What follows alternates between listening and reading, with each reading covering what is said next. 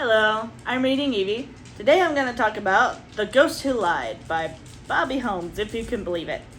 Book number 13 of Haunting Danielle. I'm not even halfway there. The plots on these are super short though. Ian has lived across the street from Marlow House for over a year and has no idea Walt Marlow is his neighbor. All that is about to change. Did I mention Walt Marlow is a ghost?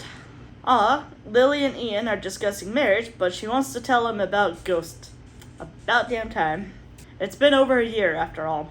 Walt has a living relative with the same name. It was like a distant cousin or something like that. Ian saw the floating glasses from Walt, but still doesn't believe. And even said there's an issue with their relationship if Lily can't take this seriously. Yeah, because he thought it was some trick, that it was rigged somehow. And Lily was right there in the room, so obviously she had to be in on it. And yeah, that broke them up. Sadie is missing. I wonder if she went off with Matt's, because Matt's came and visited her. Because despite being sworn enemies, they obviously care for each other. Ian saw Darlene. She's still at the whatever point. I can never remember what it's called. Starts with a P, I think. Oh well. And straight up saw her, and despite not knowing what she looked like, he knew that there were like rumors of her haunting, but obviously he didn't believe. Wait, Matt isn't with Sadie. Where the freaking heck is she?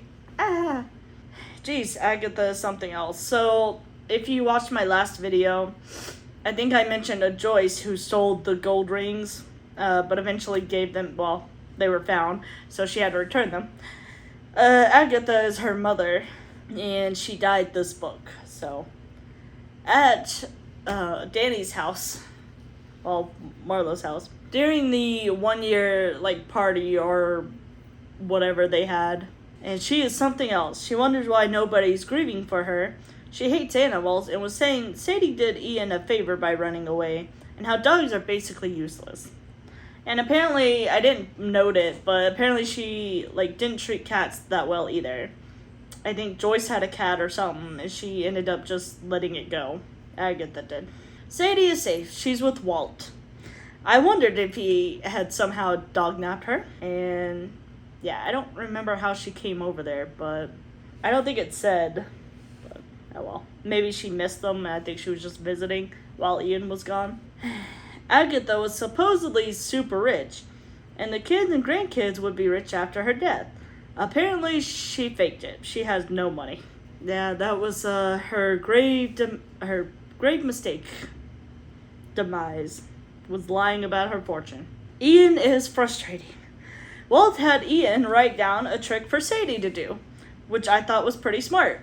And nobody saw it but Ian and Walt, unbeknownstly, whatever that word is, to Ian. Sadie did the trick, and it was even one that he tried teaching her, but she couldn't do it. So apparently Walt taught her, and I can't. Was it roll? It wasn't roll over. I think it was run around in a circle. That's what it was. For some reason she couldn't do it, but it's like our dog. She can't roll over. So, but yeah, and he still is doubting it. How do you doubt that? Who else is talking to this dog? Because Danny and Lily did not see it. They were on this side. It'd be like me writing something down. And somebody behind me is telling you. They're back together. Woohoo. They're wanting to move in together, but stupid Ian rushed and sold his house, or at least started the process. But he finally came to learn to somehow believe. Walt is so old-fashioned. Danny offered her place, of course, until they find something else, and Walt was like, they'll have to sleep in different rooms until they're married. Shane is the author of the blog about Danny in the house. He's Joyce's son. So there was a blog about Marlow House and all the weirdness, and basically how it might be haunted. It's basically just the book's recapped, honestly, and nobody knew who was the author of it. And he even was like, oh, somebody's gonna die at the party, mark my words. And so Agatha was faking her disability. She was apparently in a wheelchair, and she didn't need it. And it wasn't like she could walk a little bit, but just needed a wheelchair at times. No, she apparently didn't need the wheelchair at all. Yeah, because they kept thinking, because she fell down the stairs, that's how she died. And so obviously they were like, how the heck did she get up the stairs? Who helped her? Apparently she helped herself up. when she was not supposed to be able to. Luckily, Marie is smart and held off on signing anything about Ian's place, because she mentioned that her and I think her late husband or whatever, or somebody, broke it off too and got back together, and basically an on and off, the annoying crap. But yeah, so she held off on that. So luckily for Ian, they now have a place to live. And because he was gonna go ahead and buy the house out. He was renting it, but so I guess not selling it. I guess that wouldn't be the right word. So Shane is the one that did push Agatha. Now Agatha is punishing him in a nightmare. I wonder why she just didn't tell Danny who did it. Because Danny and Walt kept asking, who pushed? And she was just like, mind your own business. So I don't know why she's protecting him. Maybe it's because they kind of think it's because she lied, and that's ultimately what led to her death. Which, I mean, obviously greed is what led to that.